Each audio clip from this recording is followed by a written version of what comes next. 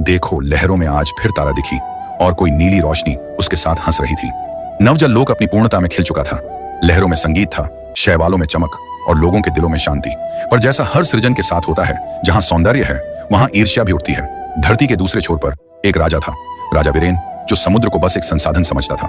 वह कहता था, समंदर का सीना चीरकर मैं उसकी दौलत निकालूंगा। अगर कोई लोग समुद्र के नीचे है तो वह मेरे राज्य का हिस्सा है।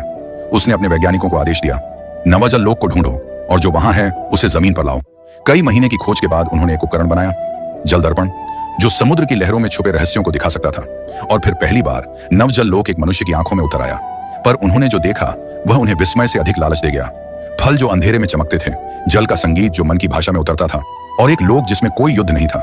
राजा वीरेन ने सोचा, अगर मैं इस लोक को पकड़ लूं तो अमृता मेरी होगी। उधर नवजल लोक में नीरज और तारा इस हलचल को महसूस कर चुके थे। नीरज ने कहा, शांति जब पूर्ण हो जाती है तो उसका इम्तिहान शुरू होता है। तारा ने उसके कंधे पर हाथ रखा। हम भागेंगे नहीं, हम बताएंगे कि प्रेम कोई वस्तु नहीं जो छीन ली जाए। ये लोक कोई तिजोरी नहीं, यह चेतना है, और चेतना बांटी जाती है, बेची नहीं जाती। लेकिन खतरा बड़ा था। राजा वीरेन ने अपने सैनिकों के साथ समुद्र के भीतर उतरने की कोशिश की। उनके पास जलद्वार भेदने वाले यंत्र थे और उनके इरादे निर्मम। पर नवजल लोक की रक्षा कोई दीवार नहीं करती थी, न तलवारें। उसकी रक्षा प्रेम करता था। और जब पहली बार वीरेन नवजल लोक के द्वार तक पहुंचा, उसे एक दृश्य दिखा। नीरज और तारा हाथों में नीले प्रकाश की ज्वाला लिए उसके सामने खड़े थे। उनके पीछे नवजल लोक चमक रहा था। कोई खजाना नहीं, बल्कि एक सपना जिसे स्पर्श नहीं किया जा सकता, बस जिया जा सकता है। नीरज आगे आया और कहा, राजा, जो तू लेना चाहता है वह पाया नहीं जा सकता, उसे बनना पड़ता है। ये लोक पाने के लिए हथियार नहीं, प्रेम चाहिए।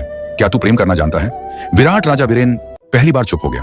उसकी आंखों में एक दर्प था, पर कहीं बहुत भीतर एक टूटी स्मृति जागी, एक अधूरा प्रेम जिसे वह भूल चुका था।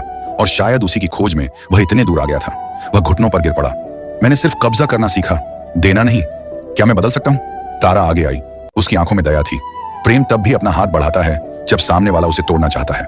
नवजल लोक तुझसे नहीं डरता, मगर अगर तू यहीं रुक जाए और प्रेम से देखे तो शायद तुझे भी एक दिन यह लोक बुला ले। उस दिन वीरेन अकेला लौटा। उसने कोई युद्ध नहीं किया। और उस रात पहली बार समंदर ने उसके कानों में कुछ कहा, जिसे तू खोज रहा था वो तू पहले ही बन चुका है। समय बीता और राजा वीरेन ने वाकई खुद को बदलना शुरू कर दिया। उसने अपने राज्य में समुद्र के साथ संघर्ष बंद किया। अब वहां के लोग मछलियों को मारने से पहले धन्यवाद कहते और हर पूर्णिमा को तट पर दीप जलाते थे, जल को प्रणाम करते थे। धीरे धीरे नवजल लोक ने भी उसकी ईमानदारी को पहचाना। एक दिन समंदर की सतह पर एक द्वार खुला, ठीक उसी जगह जहां कभी वीरेन ने युद्ध की तैयारी की थी। अब वहां एक कमल खिला था, नीले प्रकाश से भरा। वह दिन इतिहास में दर्ज हुआ जब वीरेन, अब राजा सखा, नवजल लोक में आमंत्रित किया गया, एक मानव के रूप में, मगर बिना किसी हथियार के। वहां वह फिर नीरज और तारा से मिला। नीरज ने मुस्कुराकर कहा, अब तू जल की भाषा जानता है, अब तुझसे डर नहीं लगता, तुझसे अब अपनापन लगता है। तारा ने उसका हाथ पकड़ा और कहा,